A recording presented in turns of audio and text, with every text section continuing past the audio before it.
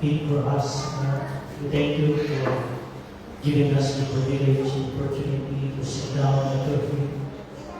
To be, Lord, na patuloy ng Diyos na magpakumbaba sa iyong kalapang. We thank you, God, for the Holy Spirit is our teacher this morning. Moving our ways of God, continue to teach us, correct us, rebuke us, all according to your word and according to your purpose. Bless your word, God, as we listen and bless your people as they sit down and listen to your word, to give respect to your word, God, to be alert, be alive in this day, God. We thank you because you've given us the privilege and opportunity to listen. We thank you, God, and we praise you. In Jesus' name. Amen. Okay? Hallelujah. Praise the Lord for nangyari ko kahapon, couples night. Sino ba yung nag-bless? Not only the couples, but everybody, I think. Amen. Dahil bihira lang po tayo makarinig ng mga ibang sa iba ng pagkain. Diba? Kung first time natin na makita, first time dito, first time mo natin, ano ba yung ingredients niya? The same din po sa mga experience natin na pinaka-experience ng Panginoon para po maranasan natin. Amen? Lahat naman po tayo is first time na pumunta ng Australia. So, in the same way, ganun din po sa salita ng Panginoon Diyos na kung saan ay binubusog tayo, amen, spiritually. Kung sa physically is nabubusog tayo, nasusobrahan pa, mas lalo din dapat na sobrahan natin para mayroon po tayong reserva. Amen. Meron po parang naka-reserve na salita ng Panginoon Diyos sa buhay po natin as mananampalataya sa Panginoon. Hallelujah. So it is my privilege also. I give glory to God for our life. Even to Pastora, thank you for sabi natin ako, 2 years and 8 months na the Lord sustained this marriage, and talagang wala pong imposible sa Panginoon as long as He is the center of our marriage. Amen po ba? Kaya always remain to God. Amen? And be faithful to the Lord. Okay? So our topic this morning is matatagpuan po natin the book of Jeremiah. And before that, before we proceed, kahit na umpisa pa tayo, may question kagad. So sabi niya dito sa pag-aaralan natin, if the Word of God came to you, ano yung response mo? Pag dumating ang salita ng Panginoon Diyos, ano yung magiging response mo? Ano yung magiging reaction? Matutuwa ka ba? Of course, bilang mga mananampalataya, matutuwa tayo. Dahil nakilala natin ang Panginoon Diyos. At the same time, sinusustain niya ang mga anak niya na nakikinig ng salita ng Panginoon. Amen. Nagbibigay ng anong magiging reaction natin, ano yung magiging response natin, or kung narinig ba natin ang salita ng Panginoon Diyos, talaga ba kung napakinggan natin, or napapakinggan lang namin dahil bihira natin narinig, or narinig natin dahil may purpose sa atin. So all of us, there is a purpose why the Word of God came to us. Amen. Narinig natin, maybe the question is, how the Word of God came to you, or nung dumating sa iyo ang Panginoon Diyos, anong kaparaanan ng Panginoon Diyos para malaman mo na yung salita ng Panginoon Diyos is para sa iyo. Maybe God, dumating ang salita ng Panginoon Diyos, sumaalit sa panaginip. Diba? Some people bring me, sino pong hindi nananaginip dito? Meron? Wala. So lahat po tayo, I think, nananaginip. Either bad or good. But, the same way, nananaginip tayo dahil may mga purposeful mga bagay na yun. Either nanaginip ka dahil may gustong sabihin ng Panginoon Diyos. Merong ipahiwatig na mensahe ng Panginoon Diyos sa atin. Or maaaring darating ang salita ng Panginoon Diyos maybe in our situation or in our problems. Or dumarating ang salita ng Panginoon Diyos sa atin kung may isa na mananampalatayang nag-share ng salita ng Panginoon Diyos. Or maaari din na narinig po ang salita ng Panginoon Diyos dahil may nag-invite na pumunta sa church. Amen? Atin ng Sunday service. But, you know, the main purpose kung bakit po ipinarinig ng Panginoon Diyos ang salita niya is para magkaroon tayo ng pananampalataya.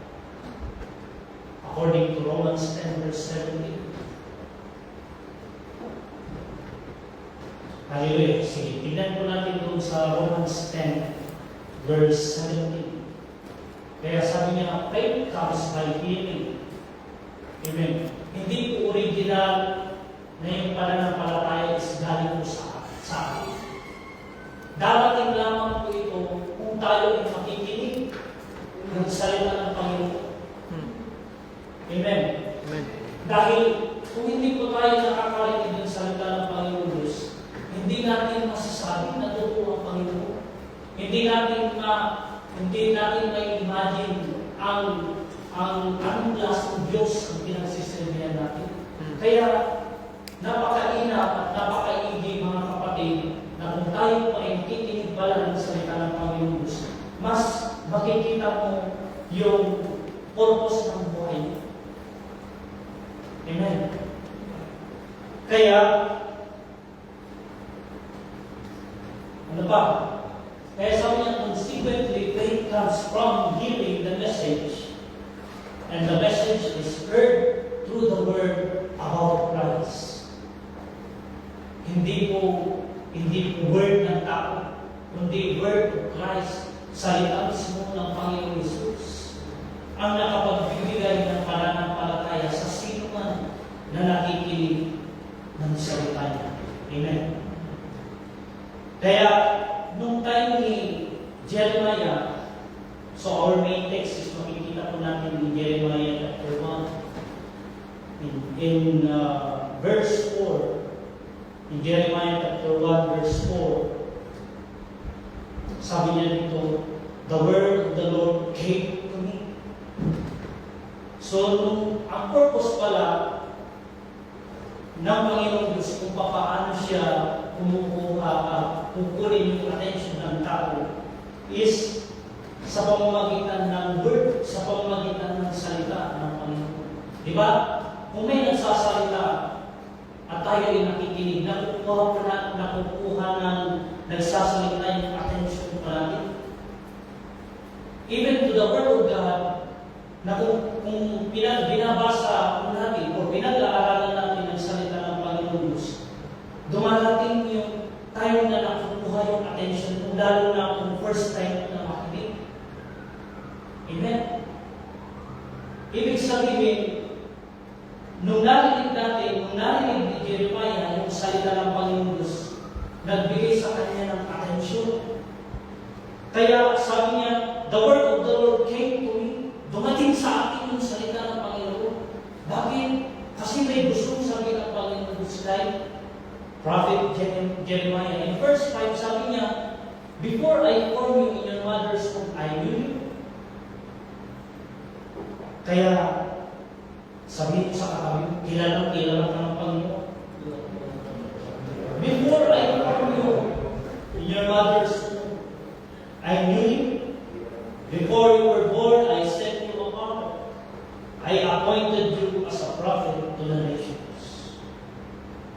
lang pala si Jeremiah prophet or some other called pastors, leaders.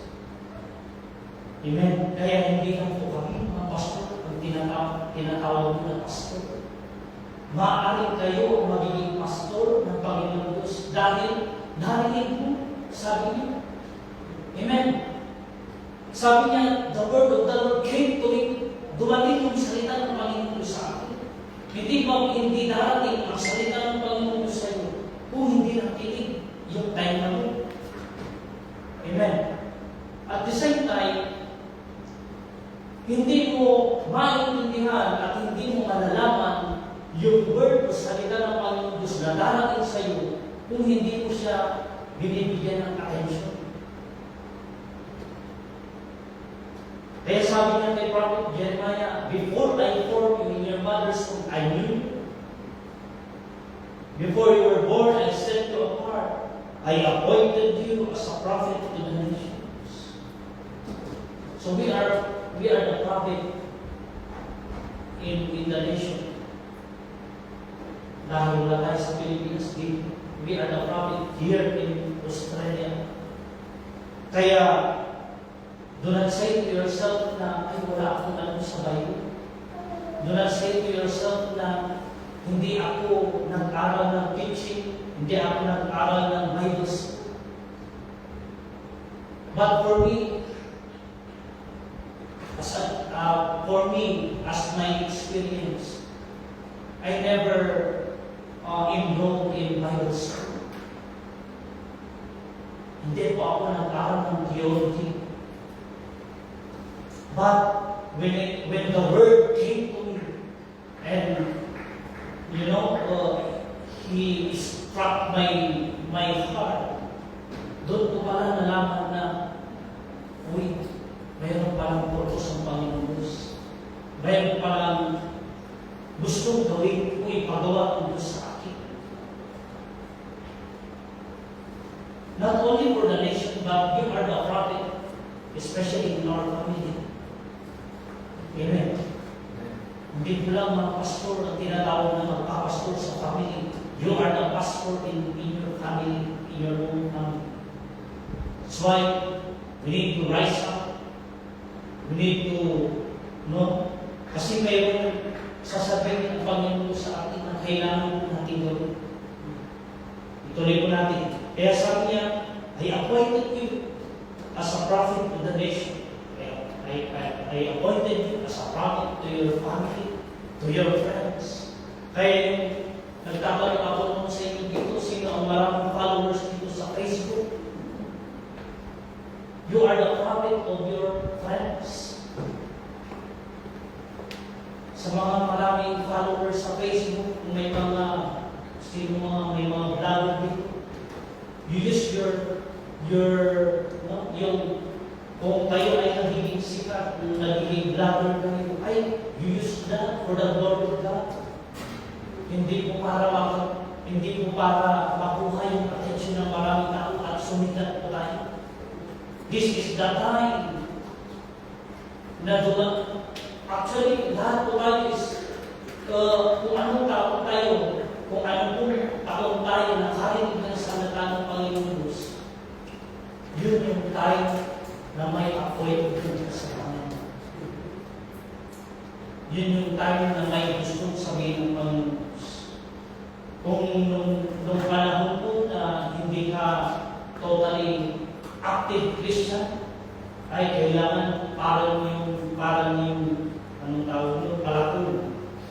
Na pag hinapin mo yung kahoy, one time na pagsak ng palakul, putol ka agad yung kahoy. Hindi yung ilang beses mong ipapalo hanggang maputol mo yung kahoy. We are the same, mga kapatid. Parehas po tayo ng goal. Parehas po tayo nagsisilbi sa Panginoon. Kaya, the more sana na tayo ay nakikinig ng salita ng Panginoon, the more dapat tayo na nasa sharpen. The more sana tayo na nakakasa. At once na, anong tawag mo, tinapat,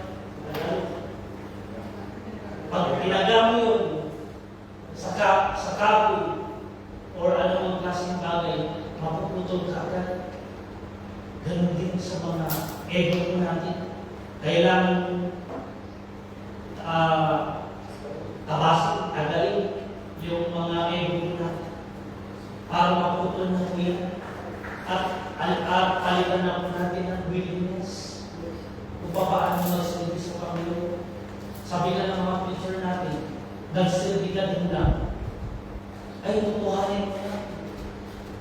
Kung gusto mo ng pagpapana, ng blessing, na nagagaling sa Panginoon, eh, magseryoso po tayo sa pagsisilbi. Amen. Sometimes, ang kaparaanan ng Panginoon Diyos, kung paano darating ang salita ng Panginoon Diyos, at paano natin minsan ginagamit ng Panginoon Diyos yung mga activities, like Bible study or prayer meeting. Ay, first time ko ito. Praise the Lord yung first time. At you know, if someone invited you sa Bible study, sa prayer meeting, or sa Sunday school, it means you are special. Amen? Special ka kasi ini-invite ka. Sino ba naman tayo para imbitahan? Amen? So it means special ka to that person na nag-invite sa'yo. Para sa Diyos makita mo. And be thankful because you are valuable, especially in the hands of God. Amen. Kaya mapalad ka, kapatid. Mapalad ka dahil sa pag-imbita sa iyo ng sino ang taong hindi mo kakilala is naging parte ka ng plano ng Panginoon Diyos. Naging parte ka sa blessing ng Panginoon Diyos. Naging parte tayo sa plano na magagandang plano ng Diyos sa buhay ng bawat sa atin. Kaya sabihin mo, mapalad ka, sabihin mo sa katawan mo.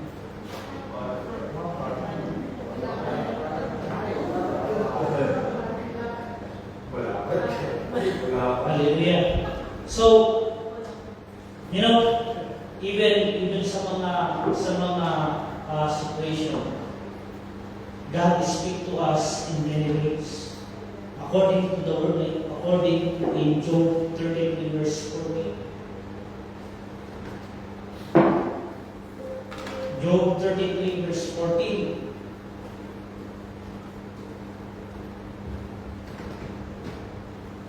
So yan.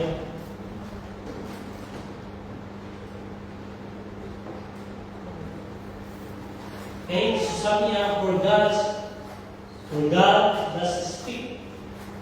Now one way, now another, though no one perceives it.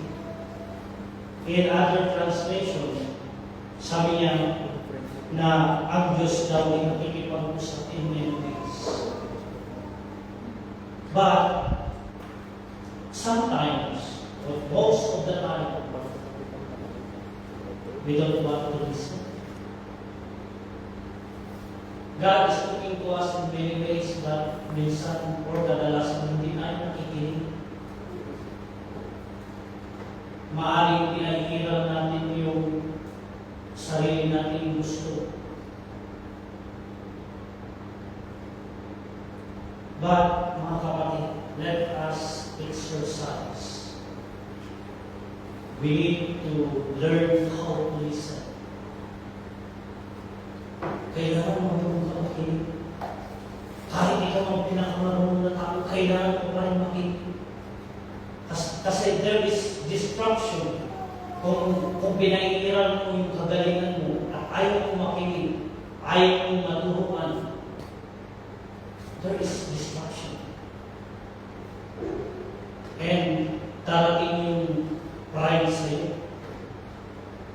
Ibig sabihin, kaya sabi ko sa sarili ko, mas maganda parang turuan ang walang alam kaysa ang maraming alam. Kasi ikaw mismo, na tinuturuan mo yung may alam, baka ito pang turuan. Sana po mga kapatid, hindi po tayo ganun. Kahit marunong po tayo, much better us, much better also to listen.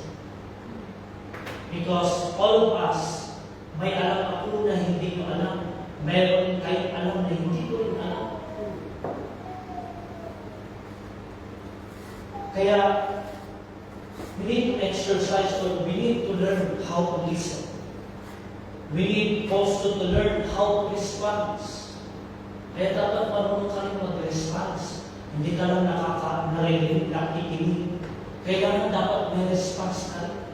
Pag may nag-invite sa'yo, sige, pupunta ako sa susunod na araw. Pero kailangan, doon sa response na yun, kailangan gawin with action. And we need also to learn how to obey. Amen? Kailangan marunong ka rin mag-obey. Kung nag-response tayo, kailangan gawin mo with action. Kailangan mag-obey ka. Amen? And we need to learn how to sensitive. Most especially to the Word of God. Kasi mayroon instruction ng Panginoon Diyos. Mayroon instruction para sa mga anak ng Panginoon Diyos.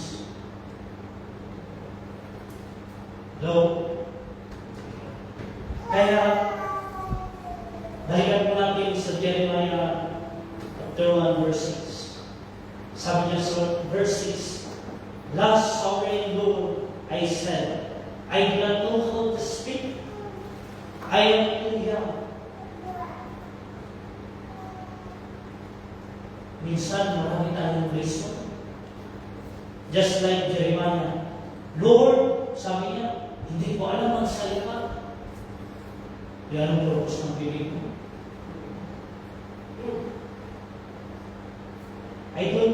Sabi niya, I do not know how to speak. I am too young. Bakit ang mga bata din, di ba? Mga baby pa sila, alam na nilang magsalita.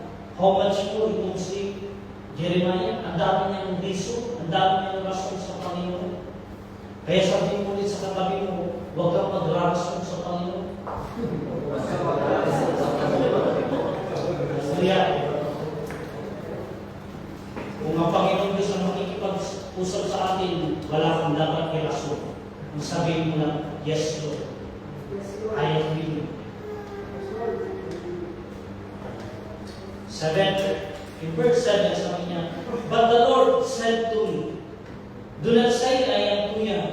You must go to everyone I send you to, and say whatever I command you. See, ibig sabihin, may command ang Panginoon Diyos. May gusto ipagawa ang Panginoon Diyos. Kaya sabi niya, go, sabi niya kay Prophet Jeremiah. The same thing ang sinabi niya kay Prophet Jonah. Kilala niyo po si Jonah, yung nilamang ng hindi sharp yun. Amen. Basta ang description ng Bible is big fish. Wala pong sinabing shark o wala po siyang sinabing balyena, basta big fish. So, depende na po sa imagination po natin kung ano yung mga big fish na yun. Hallelujah. Then, sabi niya in verse 8, Do not be afraid of them, for I am with you and will rescue you, declares the Lord. If God declares His word to you, kung dineclare ng Panginoon Diyos na I am with you always, just like sabi niya doon sa Matthew, doon sa sabi niya na sabi ng Panginoon Diyos sa Matthew na teaching them to obey everything I have commanded you. Surely I am always to the very end of the age. So ibig sabihin, if God declare, dinideklara niya na ang salita niya is gagawin niya. Amen? Tayo guys, kaya natin iwan ang Panginoon Diyos. Pero ang Panginoon, kailangan hindi ka niya iniiwan. Hindi ka niya papabayaan. Amen? Kaya, sabi niya, go to everyone I send you. Sino to everyone? Either your family, either mga kababayan, mga kabarangay, anong tawag mo, katribo, or anong tawag mo, kung sa Bisaya, yung mga kapwa mong Bisaya, dahil tayo ay sa kapag-intindihan ng word, kung mga ka-Ilocano sa mga Ilocano. Amen? Kaya, sabi ko kanina, wala po tayong may rason. Wala po tayong may rason sa Panginoon. As long as kailangan po natin i-value kasi ang salita ng Panginoon. Kahit na dumating na sa iyo ang Panginoon, kung hindi mo naman binavalue, hindi ka mag-grow spiritual. Hindi ka mag-mature na Christian. Amen? Kaya, kung natuturoan tayo na mas lalong lumalim sa Panginoon, ay kailangan pahalagahan. Kasi, we never know. Yung taong nakausap mo ngayon, hindi mo alam kung makikita mo pa siya bukas o sa susunod na araw. Kung may nakausap ka na tungkol sa salita ng Panginoon Diyos, nagkaroon ka ng connection sa tao na nung narinig niyo yung salita ng Panginoon Diyos is nagbigay ng pag-asa sa iyo na magkaroon ng hope sa Panginoon Diyos. Is kailangan wag po natin sayangin yung mga pagkakataon yun. Amen? Even for me. Maybe this is my last day. I don't know. Baka ako ito yung pinakalas na makita ng ako. Kaya sabi ko po kanina, we need to value the word of God. We give importance. Bigyan po natin ang ka-importantihan ng salita ng Panginoon. Tayo ba? Ang family natin, mga anak natin, binibigyan po natin sila ng value. The more sana na ang Diyos ang binibigyan natin ng value because He is the giver of our life. He is the giver of our strength. He is the giver of our ability to produce wealth according to Deuteronomy chapter 8. Amen? Siya po ang lahat ng source of everything, including His Word. If you remember, in Matthew 24, verse 35, my word, sabi niya, heaven and earth was passed away, but my word will never pass away. Mawawala ang langit at lupa, pero ang salita ko is mananatili, sabi ng Panginoon. Kaya dapat po manatili yung salita ng Panginoon sa atin. Meditate po natin, Joshua 1 verse 8, meditate po it day and night. And magpatuloy po tayo. Huwag po sana ang pagsisilbi po natin at pakikinig ng Panginoon is huwag po sana dumating sa point na magsawa tayo. Amen? Amen. Wala po sana magsasabing pagod na ako, sawang-sawa na ako sa pakikinig. You know? Ikaw mismo ang nag-replicate ng blessing ng Panginoon Diyos. No? Kaya, mas naiging mga kapatid na bigyan po natin ng pagpapahalaga ng salita ng Panginoon Diyos. Dahil ito po yung sandigan natin. Ito po yung mapa natin papunta sa langit. Amen. Hindi po ito yung mapa na hanapin mo yung treasure ni Yamashita treasure. Hello?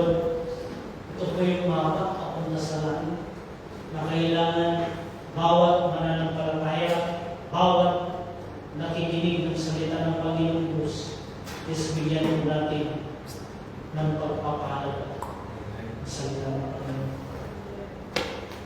And di ba sabi niya kay Prophet Jeremiah, do not be afraid of them. Huwag po tayong matakot. Na-experience po natin yung persecution, pagpapahiya ng mga taong hindi nananampalataya. Kaya kung may mga ganong rejection, may mga ganong experience po tayo as we share the Word of God to them, ilagay mo yung sarili mo na ganon din ka rin tayo. Amen. Dati ikaw rin yung taong umiiwas sa salita ng Panginoon Diyos pag may nagtutok sa bahay. Ay, brother or sister, invite ka namin sa church. May ginagawa ka. Ay, sa susunod na lang, next, pumasok may nagtanong ulit. Invite ka ulit namin. Ay, sa next month na lang. Hanggang umabot mo yung 1 year, next pa rin. Yung response mo natin. Ay, you know, marami po tayong na-miss na blessing na pre-prepare ng Panginoon kung ganun po yung attitude po natin. Ay, punta tayo ng community. Sandali yan. Kasi minsan yung isip natin, nag-iisip ng irasyon natin. Ano tayo pwede irasyon dito? Ay, maglalaba ako or mamamalingki. Hallelujah. Kaya, ano yung kahiling-hiling ni rich man kay Lazarus nung siya ay namatay? No? You remember the story of rich man and Lazarus? Ito yung kahiling-hiling ni rich man kay Abraham nung sila ay nung namatay, parehas na namatay si rich man at saka ni Lazarus. Itong si Lazarus na pobre, dami niyang sugat sa katawan nung siya ay namatay. At ganoon din ang rich man. Kaya po,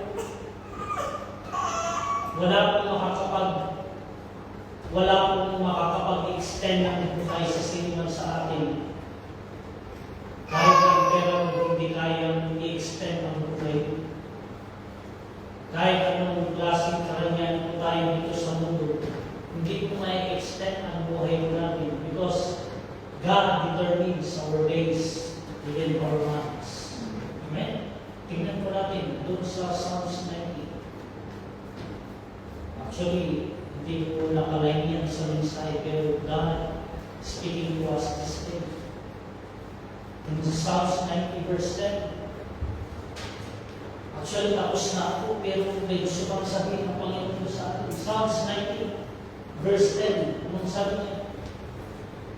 Our days may come to 70 years or 80 if our strength endures.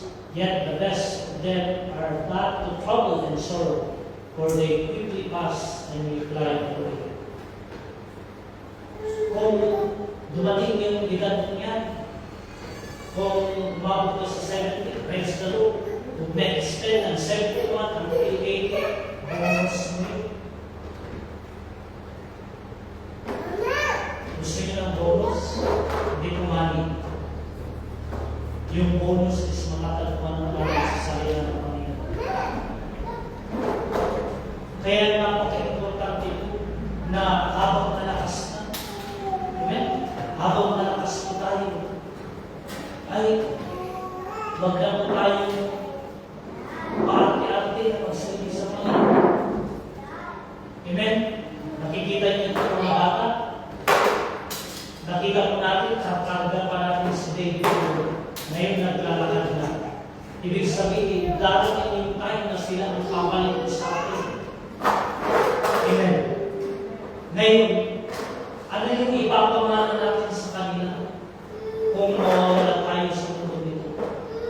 Gusto ba natin ng mga anak natin is hindi ko mag-remake yung salita ng Panginoon sa kanila? Ang ipapamana ba natin sa mga anak natin is hindi man lang natin nakaliman ng word of God ang kanilang gusto. Gusto ba natin ang mga anak natin ay kawawa at wala silang direction spiritually? So, gusto ng Panginoon Diyos for us believers as a mature Christian, dito na po yung time na huwag na po tayong maghinati sa pagsasalita. It is our time to shine. Amen. ito na po yung time na dapat mag-service na tayo. Bilangin mo na yung edad mo at iba'y gusto mo itong sinabi ng Panginoon. Ilan ang matitira sa'yo? Hello? Kunti na lang. Amen? Anong edad mo ngayon? Iba'y gusto mo yung 70. Ilan ang matitira ng buhay mo? Kung para lang sana passbook na i-update ko, ilan na kaya yung laman ng bag ko? Kung gano'n din lang kung gano'n sana ang buhay, ay ako mismo i-update ko everyday kung ilan na ang buhay na matitira sa buhay. Pero hindi po gano'n eh. Hindi po passbook yung buhay natin. That's why God determines our days or months. Amen? Then sabi niya in Job 14 verse 5, tignan po natin yung Job 14 verse 5.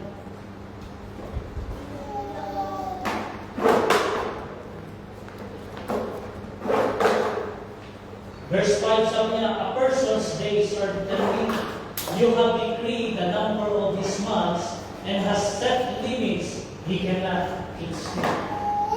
So wala akong lalagpas doon sa buhay na binigay ng Panginoon sa atin. Kaya nung nadisgrasya ako, Lord, kung ito na lang yung last ng buhay ko, okay, wala akong maiiwan sa Panginoon dahil ang Diyos ang may authority ng buhay ko. Hallelujah. Amen. Kaya, ngayon ko lang sasabihin ko sa inyo mga kapatid, please,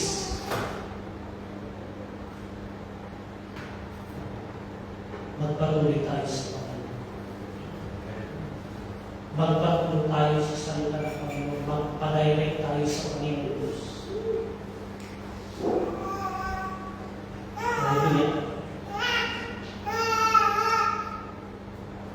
In verse 9, in Jeremiah pa rin sabi niya, then the Lord reached out His hand and touched my mouth and said to me, sabi niya kay Jeremiah, I have put my words in your mouth. So ano yung word? Kaya po tayo, di ba? Kaya po may nagsasabi dito sa harapan, God is good and response po natin is all the time. Because the word of God is good to all of us. The word of God is giving us the good benefit kung papahalagahan po natin yung salita ng Panginoon. At the same time, kaya nasabi ko ulit, wala po tayong nairarason kasi binigyan ka ng Panginoon. Binigyan ka ng bibig. Amen? Nagamitin mo to share the goodness of God. Ano po yung na-experience po natin, kaya po tayo nakakapag-testify sa harapan. Kaya sabi niya kay Prophet Jeremiah, sige, sabi ni Jeremiah mismo na, then the Lord reached out His hand and touched my mouth. And sabi niya, I have put my words, sabi ng Panginoon sa kanya, I put my words in your mouth. So, ibig sabihin, bantayan din po natin yung bibig natin. Baka ibang lumalabas sa bibig po natin. Amen? Imbis sana makakapag-glorify sa Panginoon Diyos, iba yung lumalabas sa bibig natin. Iwasan po natin yung hindi ko sinasabing, hindi ko po, or ayaw mo gamitin yung pangalan Martes. Yung i-discount.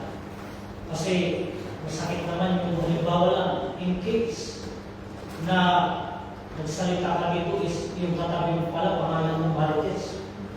Automatic ma-offend yung tao. Amen? Kaya tayo huwag po natin gamitin yung word name, that is a worldly word. Ang mga Pilipino kasi may gumawa ng trending word. Kaya kung gano'n man, tingnan po natin baka nakakasakit po tayo, nakaka-offend tayo ng tao. Sabihin na lang natin yung mga chismis or minsan, kaya nga Sabi, ang salita ng Panginoon Diyos is like a mirror, sabi ng Panginoon Diyos. Kasi minsan, ang tao, napupuna ang ibang tao, pero ang sarili hindi napupuna. Amen? Kaya sabi ng Panginoon Diyos, ang salita niya is parang mirror para mag-reflect ka rin sa sarili mo mismo. Ano na ba yung level ng pananampalataya mo? Ano na ba ang level na ginawa mo para sa Panginoon? Saan na ba yung pananampalataya mo? Bansod pa rin ba or lumalago?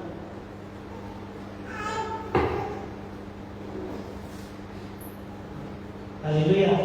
Kaya let's also guard our mouth. In verse 10, sabi niya, see, today I appoint you over nation and kingdoms to uproot and tear down. So, ibig sabihin, uproot, tanggalin, bunutin. Bunutin ang man ang meron pang hindi kaaya-aya sa Panginoon, especially in our hearts. We need to search our heart. Mayroon pa rin bang unforgiveness? Mayroon pa rin bang bitterness? Mayroon pa rin ba? Although, sabi nga nila na mahirap magpatawad na si pastor, lalo na ng masama o grabe ang ginawa ng isang tao, napakahina. But, as long as you say to yourself na ikaw ay Christian, you ask the Lord to help you para magpatawad. Hallelujah. Amen. So, Prophet Jeremiah, inapoint siya ng Panginoon Diyos, ano assignment niya, even for us, may assignment tayo sa Panginoon. Hallelujah. So, uproot and tear down, to destroy and overthrow, to build and to plant. So, yung mga uproot, i-uproot natin yung mga hindi ka nais-nais at hindi ka aya-aya na nakikita ng Panginoon Diyos, tear down. Kailangan po natin yung napag-aralan po natin dun sa Couples Night. Sabi ni Pastora Julie, exercise living, pagpapakumbaba. Amen? Because that is one na character ni Jesus Christ. To destroy and overthrow, to build and to plant. So, ano man po yung binunong natin na hindi kaaya-aya is kailangan mapalitan. Amen. I-reconstruct po natin kung ano man yung mga hindi kaaya-aya sa puso natin. I-reconstruct po natin at palitan po natin ng bago. Amen. Parang dun sa water baptism, the old has gone, the new has come. In verse 11, sabi niya, the word of the Lord came to me. What do you see, Jeremiah? I see the branch of an almond tree. I replied. In verse 12, the Lord said to me, you have seen correctly, for I am watching to see that my words is fulfilled. Ibig sabihin, ina-expect ng Panginoong Diyos na ang salita niya, narinig, narisip natin, at napakinggan natin, is mag-i-expect na tayo ay magbubunga bilang isang Christian. Amen. Magbubunga, magbugrow. Ina-expect ng Panginoong Diyos na bilang isang mananampalataya kay Kristo na karinig ang salita ng Panginoong Diyos, is kailangan ma-fulfill. Ibig sabihin, kung ma-fulfill, kailangan nabubulog ka, kailangan may bumaka. Amen? Kailangan nag-mature tayo bilang isang Kristiyano para mangyari yung salita ng Panginoon Diyos. Verse 13, the word of God came to me. Paulit-ulit na sinasabi ni Prophet Jeremiah, ibig sabihin, every now and then, nakikipag-usap ang Panginoon Diyos kay Jeremiah, and there is instruction na nagagaling sa Panginoon. So, verse 12, the Lord, 13, the word of the Lord came to me again. So,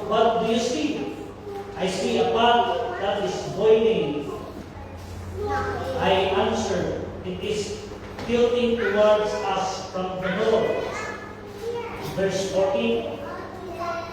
The Lord said to me, from the north disaster will put out on all who live in the land. Okay, so there is a warning also. Kailangan, ano yung gusto sabihin ng Panginoon?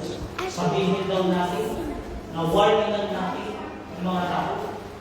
Ibig sabihin, yung warning na ito, para hindi magpatuloy na maging masama, ang taong masama, is kailangan cardinal mo. Papaano warning lang, i-share mo ang salita ng Panginoon Diyos, para sa gayon magkaroon siya ng time para i-reflect niya kung ano yung mga ginagawa niya sa buhay niya. Darating yung time na pag na-realize niya yung maling ginagawa niya, doon niya makikita na ang Diyos pala ang nag-ipag-usap sa kanya. Through you, sa pamamagitan ng bawat isa sa atin, we are the mouthpiece of God. Tayo po yung bibig na gusto gamitin ng Panginoon Diyos. Kaya nga nilagay niya yung words sa bibig ni Jeremiah. Dahil yun din ang gusto niya ilagay ng Panginoon Diyos sa bibig natin. Nasabihin at warning ang mga tao nagsasabing gusto nilang pupunta sa langit, pero wala naman silang response o wala naman silang ginagawang action sa sinasabi ng Panginoon.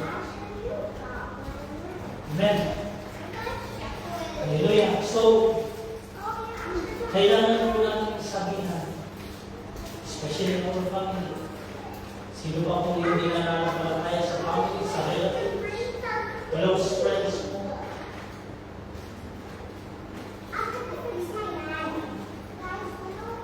Hallelujah. Yung mga classmate ko nung Facebook, tinetext ako, friend, saan ka na? Sabi ko, ay, may tinetext ako, tinetext ako isa. Ito, nagsisilbi sa Panginoon. Dati, pag umuwi ako noon, yun din yung isang, yung nagigildi ako doon sa time na ginawa ko, na yung bis, share ko sa salita ng Panginoon. Bis sila yung akayin ko ako yung nakaka. Sabi ko doon, prohibit. But, nung time na bigyan ulit ako ng pagkatao na makakulit sa kanila, yung time na sinabi ko na God bless you. At sabi ko sa kayo na gano'n din I believe na ang Diyos ang gagalaw sa buhay ng mga classmates ng high school. Hallelujah. So, gano'n din tayo mga kapatid.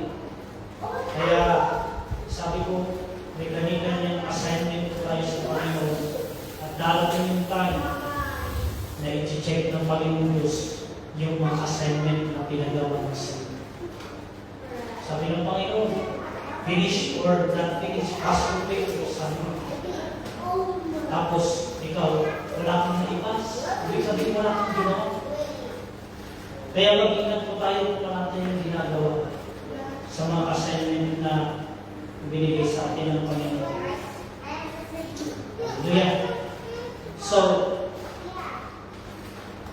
kaya sabi niya, I am about to summon all the peoples of the northern kingdoms, declares the Lord. Sige, ulit po natin. Their kings will come and set up their thrones in the entrance of the gates of Jerusalem. They will come against all her surrounding walls and against all the towns of Judah. I will pronounce my judgment on my people because of their wickedness in forsaking me, in burning incense to other gods, and in worshiping what their hands have made. So, this is a warning. Ano ba yung mga priority natin? Sino ba yung pinapriority sa buhay? Pinapriority natin sa buhay natin? Ano ba yung pinapriority natin sa mga time natin? No, kung marami tayong mga time, mayroon bang nakalaan na time para sa bagay na nakaset aside, na schedule mo sa Panginoon Diyos. Makipag-usap through prayer, mag-devotion through the Word of God, pagbabasa ng salita ng Panginoon Diyos.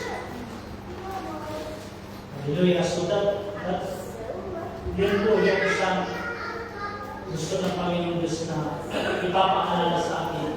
Baka iba na po yung ginagawa ko natin. Wala na yung dating sinabi ko na Lord, yung araw na ito is ibibigay ko para sa iyo. Itong oras na ito is para sa iyo. Minsan, kinakapyasan pa natin yung oras natin sa Panginoon. But we need to be careful. Amen? Kailangan po natin bantayan din yung mga bagay na pinangako natin sa Panginoon. 17, get yourself ready. Sabi niya. Stand up and say to them, whatever I command you, do not be terrified by them, or I will terrify you before them. Today, I have made you a fortified city, and iron pillar and bronze wall is cut against the whole land, against the kings of Judah, its officials, its priests, and the people of the land. They will fight against you, but will not overcome you. Or I am with you and will rescue you if you listen. So ibig sabihin even sa paggamit ng Panginoon Diyos, either maraming nag-persecute, maraming pinagkakawalan ka, sinasabihan ka na pastor, sabihin mo, God bless you. And I praise God. Sabihin mo, amen? Kung sabi nila na, hello, pastor, isa sa mga friends mo, ay, praise God. Kahit mo nang sabihin mo, wala ka nang sasabihin mo ba? Amen? Dati din yung kaya, na yung sinabi niya, pastor, baka siya ang magiging pastor. Amen? Kung sinabi niyo, ay, kayo ba yung hallelujah, kung ba ka? Kasi dito sa church, di ba? Yung mga ganong word na sinasabi against sa ating faith, sa ating pananampalataya. Dahil hindi tayo ng mga taong nagsasabi ng gano'n, dahil hindi tayo nag-encounter ng Panginoon. Amen. Kung isa man sa mga classmates po natin, mga family po natin, let's include in our prayers. Include po natin sila sa mga prayers po natin. Okay? So, hallelujah. Kaya sabi ng Panginoon Diyos, dahil doon sa pinakalas, sabi niya, they will fight against you, but will not overcome you. For I am with you, and will rescue you to the storm. Battle will happen, mga kapatid, we need to stand. We need to stand and get yourself ready. Kailangan naka-ready ka. Yung i-prepare mong sarili, kahit sa mga pag-i-invite ko natin, maraming mga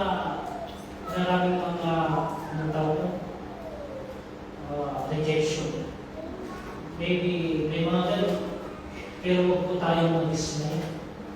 Amen? Huwag po tayong mag-dismay as long as ginawa po natin yung part natin. Amen? So, glory to God. And I hope, and I believe, mga kapatid, na may natutunan po tayo doon sa salita ng Panginoon. Iwanan po itong word ng Panginoon Diyos na mas maigi po na magpatuloy sa ating pakikinig sa salita ng Panginoon Diyos. In Romans 10 verse 17, yun po yung conclusion po natin. Magpatuloy na makinig ng salita ng Panginoon Diyos para malaman at natutunan po natin at upang mas lalo po tayong mag-grow sa ating pananampalataya. Glory to God and may God bless you.